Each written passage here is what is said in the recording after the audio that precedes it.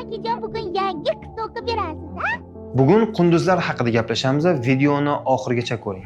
Siz bilasizmi, qunduzlar to'g'on quradi, ammo nima uchun? Va to'planib qolgan suvning asl vazifasi nimada? Qunduzlar yashash muhitini o'zi shakllantira oladigan kam sonli hayvonlardan. To'g'on ular uchun suv sathini ko'tarib, xavfsiz va qulay yashash joyini shakllantiradi. Agar daryo yoki ko'l chuqur bo'lsa, ular to'g'on qurmaydi. Ammo sayoz va beqaror soylar esa ta'mirlashni talab qiladi. Qunduzlar o'zini suv chuqurligi 1-2 metr bo'lganda xavfsiz his qiladi. Ularning uychalari murakkab tuzilgan. Suv ostidagi kirish joylari suv yuzasidan pastroq bo'ladi. Shuning uchun yirtqichlar kira olmaydi.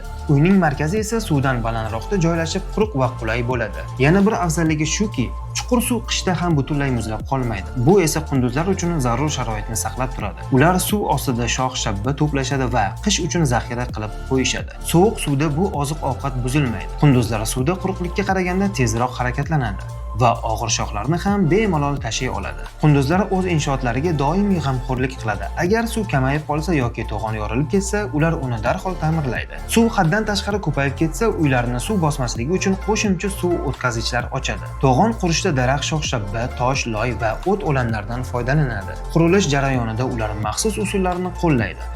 Og'irlashtirish, mustahkamlash va zichlashtirish.